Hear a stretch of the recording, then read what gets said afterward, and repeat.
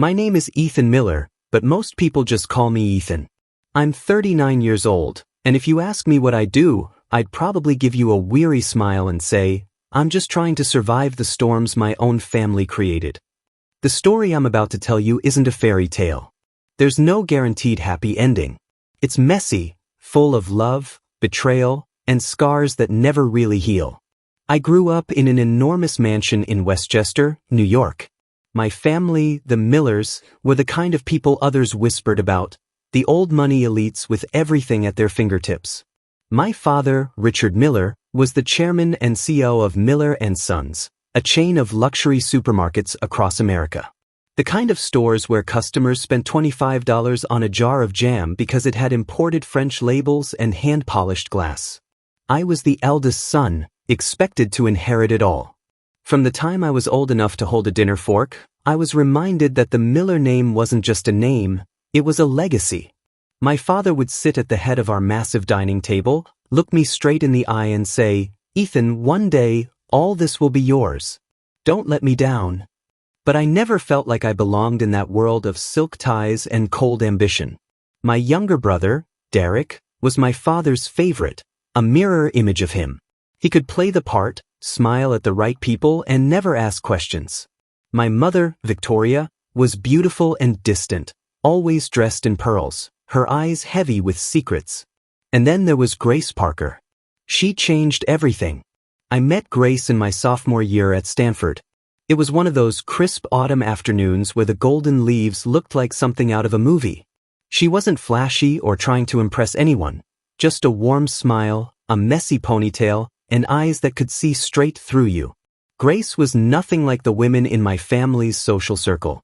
She came from Oregon, the daughter of Samuel Parker, who owned Parker's Market, a chain of budget supermarkets that served working-class communities. My father used to scoff at them, saying they sold cheap food for people who didn't know better. But Grace, she was different. She believed everyone deserved access to good food, not just the wealthy.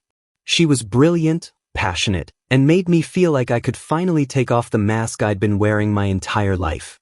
Our love grew, even though I knew my father would despise it. And I was right. The first time I brought Grace home, my father looked at her like she was dirt under his shoes. "Parker," he said, his voice cutting through the air like a blade. "You mean the daughter of that man? The one who's destroying the industry with his discount stores?" Grace stood her ground. "Mr. Miller," she said calmly, "my father is feeding families who can't afford your stores. That's not destroying anything. That's helping." My father's face turned red with rage. "Ethan," he barked, "if you choose her, you're no longer my son." I chose her anyway. And that was the day I lost everything. My father cut me out of the family business and made Derek his heir. I moved to Seattle with Grace, determined to build a life on my own. We didn't have the mansion or the trust funds, but we had each other. We built something real, messy, imperfect, but ours. 2 years later, we had 2 beautiful kids. Lila with her wide brown eyes and a laugh that filled every room, and Noah, our sweet, quiet little boy who clung to my hand like I was his whole world. Life wasn't easy. I was working for a small food logistics startup, and Grace was running a nonprofit that helped low-income families access fresh produce. We didn't have much, but we were happy. Truly happy. And then, in the blink of an eye, it was all gone. We were driving home from a Sunday picnic, the kids asleep in the back seat, when a semi-truck swerved into our lane. I woke up in a hospital bed days later with a broken arm and a shattered world. Grace, Lila, and Noah didn't survive. I don't even remember the doctor's face. Just his words echoing in my head, "I'm sorry, Mr. Miller. They didn't make it." My father didn't come to the funeral. Neither did Derek. My mother called, sobbing, saying she wanted to come, but my father wouldn't allow it. "It's the life you chose," he told her. I buried my wife and children in a small cemetery in Portland, Oregon, standing alone with my in-laws, Samuel and Mary Parker, the only people who held me up when I thought I'd collapse from grief. And something inside me changed that day.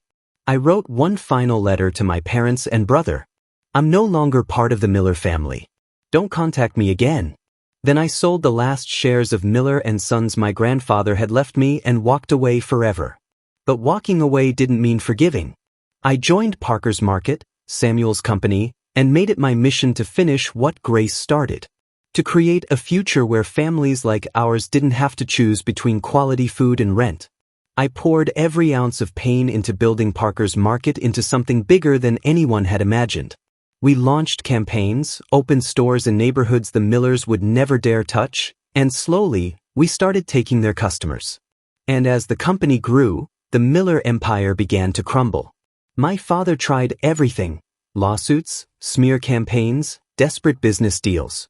Derek went on TV interviews, acting like the golden boy who could fix it all, but the numbers didn't lie. Miller and Sons was dying, and Parker's Market was thriving. One night, I got an email from my father. "Meet me in New York. Friday, 7 p.m. Waldorf Hotel."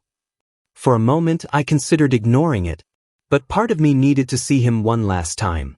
When I walked into that hotel meeting room, he looked smaller than I remembered. Older. But his voice was still sharp as ever. "Ethan," he said, "come back. Help me save the company. You're still my son." I looked at him, this man who'd chosen his ego over his family, who hadn't even shown up to my children's funeral, and I felt nothing but resolve. "You buried your son the day you disowned me," I said quietly, "and I won't let you bury the dream Grace died for. Goodbye, Dad." I walked out and never looked back. A year later, Miller and Sons filed for bankruptcy. Parker's Market became the largest food retailer in the country. But none of it brought Grace, Lila, or Noah back. I visit them every fall, when the leaves turn gold, bringing daisies, Grace's favorite. I sit by their graves and tell them about the families Parker's Market is helping, about the kids who can now eat fresh meals every night because of what we built. "Grace," I whisper every time, "I kept my promise. I made sure your dream didn't die. And I live for that. Because I'm no longer Ethan Miller, the heir to a crumbling empire. I'm Ethan, a man who lost everything, but found himself. A man who turned his pain into something bigger, something that matters."